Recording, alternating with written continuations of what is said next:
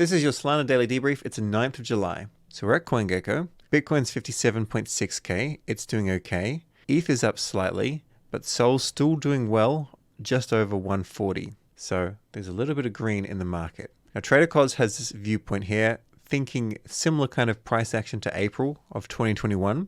And no matter how bullish crypto Twitter is, if we get a bounce to 68k, it's a sell.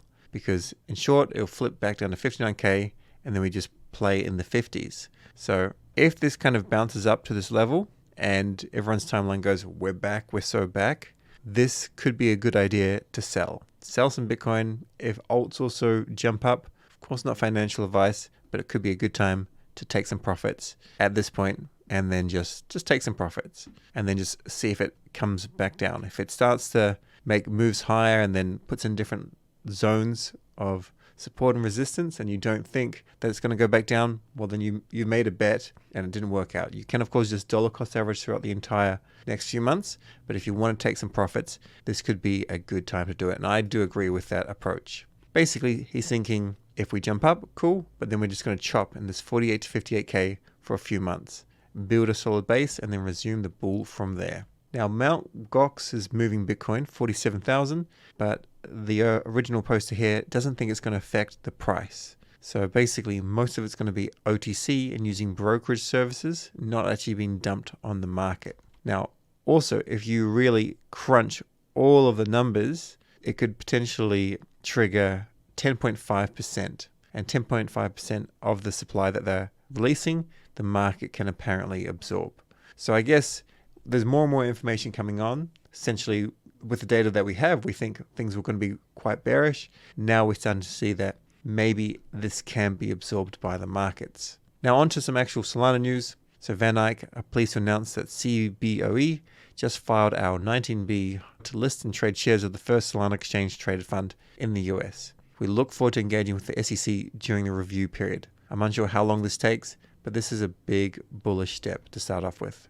Now, St. Pump has this great chart here. This is great because at the end of my actionables, I say add some stink bids on Jup.ag as a limit order. And the issue is, like, I didn't really know exactly what level a stink bid should be at. Essentially, if we go above this, this is the end of correction, consolidation, so we should be going up again. This is our bid zone. So what is this exactly like? Maybe 105 to like 120 or something like that. So we could still put a bid at like 100, 105, 110, 115, 120. But we can also go and put a stink bid if 120 fails. Right down here, I don't know what that is, like 98. And then we could also put a stink bid at like, you don't want to necessarily go at the refill zone because you can miss out on that, maybe like slightly higher. So like $82. Go put a stink bid there. I'll show you how to do that at the end with Jup. Now, Roll Paul says this. He says, how high can Solana go? I'll link this so you can just watch it yourself. It's only 48 seconds. But basically,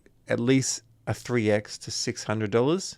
But he's more thinking 800 to 1200. If you don't know who Roll Paul is, he's well worth watching, especially if you do driving or if you've got time for podcasts. Listen to anything he says. He's a chart master. Another token that's still doing well, just putting this on your radar. I just have a dollar cost average into Bonk because it is going to outperform. Like, I've been talking about it for many, many months. And if you just had a dollar cost average on Bonk, you would be up really, really decently. Of course, if you had a dollar cost average on many of the other really decent meme coins, you'd be up even more.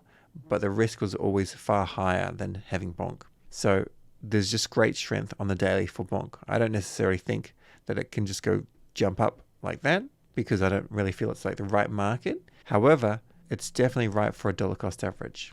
Bonk is just flipped whiff again. Whiff, I don't understand how it has such a massive market cap. And yeah, Bonk's doing well again. It's just a little bit better. I think the real competition would be Pepe, and I do think it's worth having a bit of Pepe. Now, Shiba Inu and Dogecoin, they're still doing fine. I just want to see what this is in terms of its all-time highs. Still down 80%, but it's not really jumping on the radar like it was in the last cycle. So I do think this is going to be a new cycle where this one and this one are going to make, they're going to do really well. There'll be other ones that will do well, of course, but these ones will do well. Also, PopCat has been making quite a bit of progress. So you may want to have a little bit of PopCat potentially. Now, the Bonk DAO has received a proposal to burn basically 84 billion Bonk, which I think is like $2 million worth. So you can go to Bonk DAO and you can go and connect a wallet that has some Bonk in it. Let me just find one with some Bonk in it. Go and connect your wallet, connect, and then you can go and maybe add the locked Bonk. The locked Bonk is from me just staking for Bonk rewards. And then I've got some voting power with this tutorial. Should they burn this? Yes, they should burn this. Vote, cast vote. Pay 22 cents in Sol and go and vote to burn this. There's a small percentage of people that says, no, don't go and burn it, but a large percent are saying yes. Now, just speculation here, but if people are actually engaging in governance, if I was going to be giving out more Bonk in the future for the next Bonk miss or something, if you're engaging in governance, then yeah, I would include people in this snapshot for sure. So go and vote. Having a look at some Solana tokens that are down, you can basically see why, really, you should always be trying to dollar cost average into the layer 1 asset of that blockchain, whether that's ETH or AVAX or another layer 1 that you like, Sui or something, because although the altcoins may fly, in general, they will not outperform the layer 1 in general. Every now and then you'll get lucky. And Bonk will probably outperform Solana, maybe it will. Jup may as well. But just in general, this is where I put most of my USDC. Just a reminder, Solflare wallet, this is my wallet of choice. Daily prizes, every day $100 USDC to someone that just goes and randomly swaps, and grand prize of 15K. So all you need to do is just jump into your wallet, and there is a swap fee, of course. But let's say, as an example, you're getting tired of having some whiff or whatever. This is not a FUD campaign against whiff, but just as an example. So you just go, do a swap. Do a swap within the wallet. There's a 0.8% fee, which is less than Phantoms. You do the swap, and every time you're doing a swap, you're basically getting a ticket into this draw. Maybe randomly you get $100, maybe you don't. Either way, there's bonus rounds for future competitions that Solflare is going to have. Now on to some Sanctum news. So I'll try and keep you updated really well with Sanctum. Basically, I think what Sanctum's done is very, very well. It's very, very good.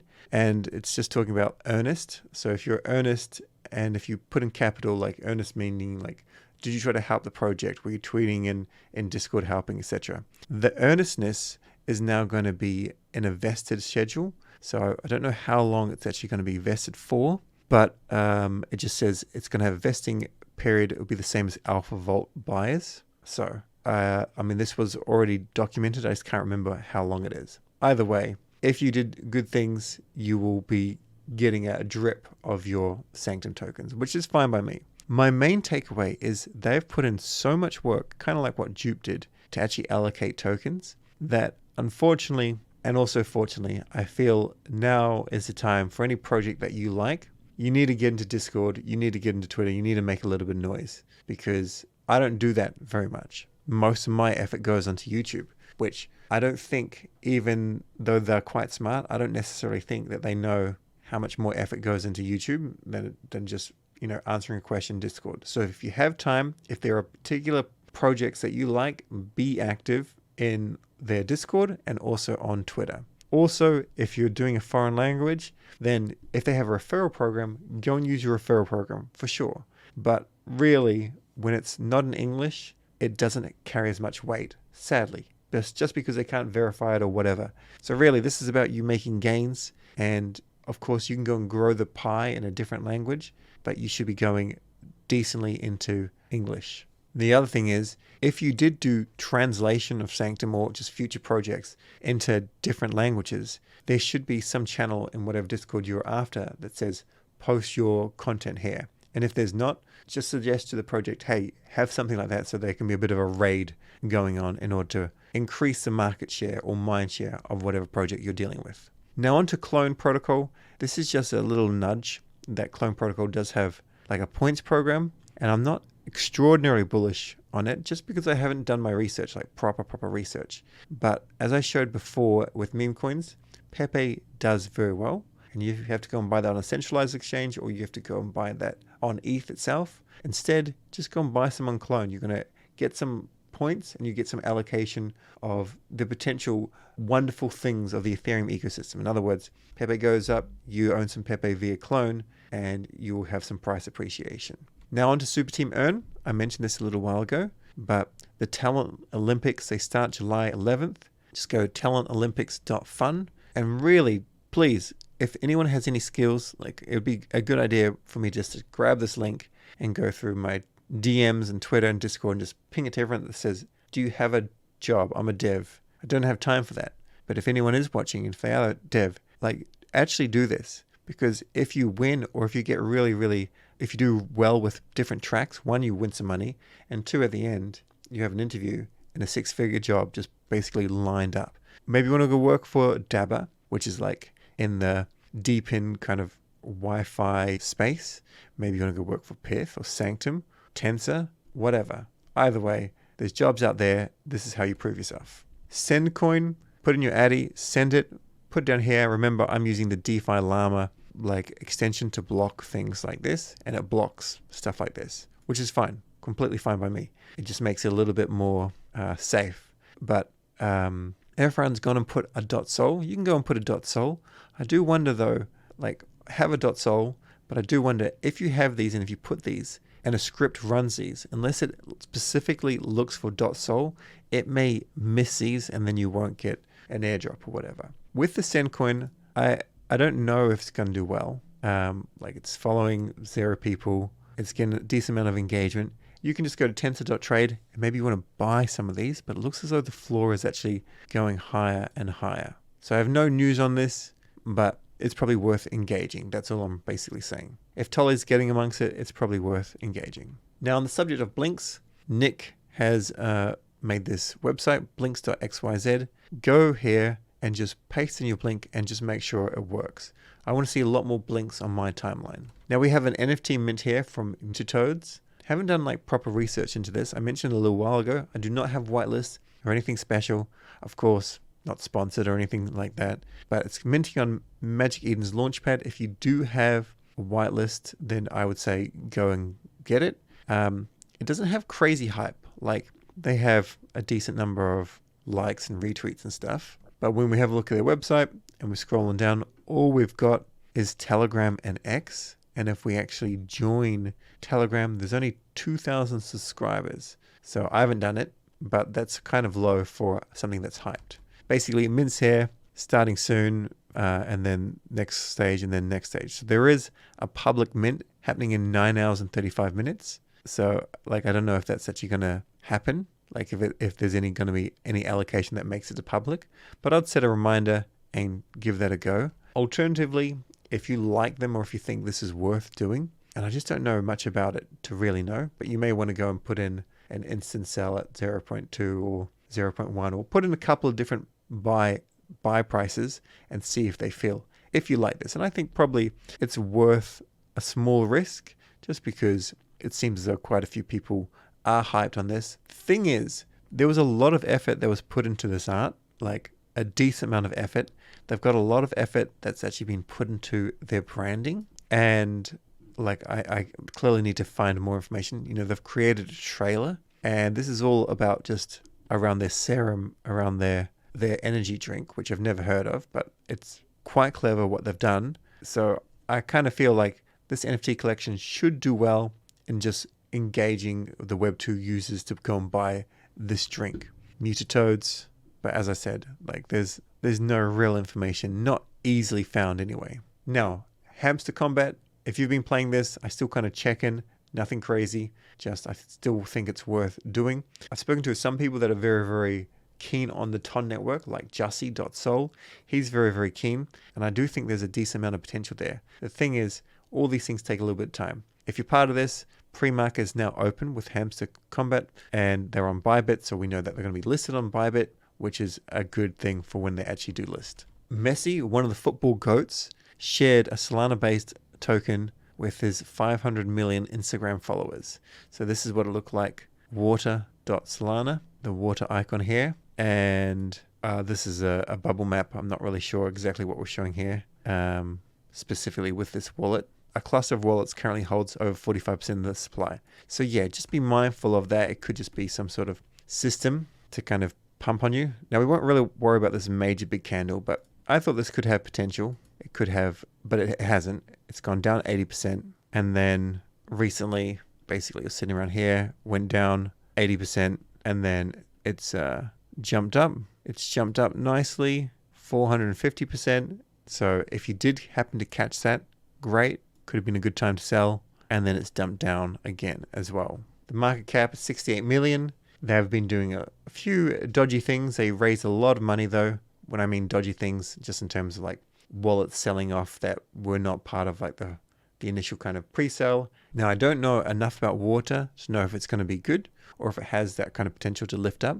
To get someone like Messi to do a tweet would have had to been like something quite amazing, such as like, I'm going to donate a huge amount of money to some charity or whatever like that. It would be quite sizable, I think. But in general, they've been doing things that just haven't worked out good for the community. So like such as like the dev wallet funding other wallets that just when market sold for, I don't know, like 10 million or something quite decent. Next bit of news here from Ben Chow from Meteor. So this is regarding the LP Army. The LP Army Jam, they're like 2 hours long, sometimes a little bit longer. They're worth getting into.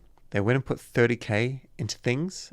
This was in profit. This was minus $9 and this was down 2,200. However, they've now closed this out and made $561, mostly from the fact that they took profit and sold pumped above our entry price. So when it comes to DeFi farming, I definitely do like this. I'm actually making tutorials over on Jupiter's channel.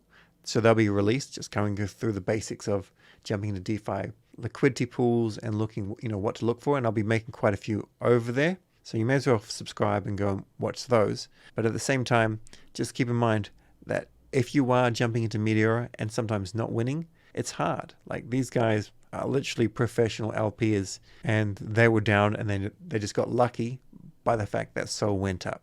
Also keep in mind that when you actually enter into the positions, it's normally for a very short period of time and then you exit. It's kind of like trading. Now, Actionables, pretty much the same as the last few days, but claim your Jup rewards, vote.jup.ag/rewards. Complete at least one swap in Solflare wallet every day until the 17th of July.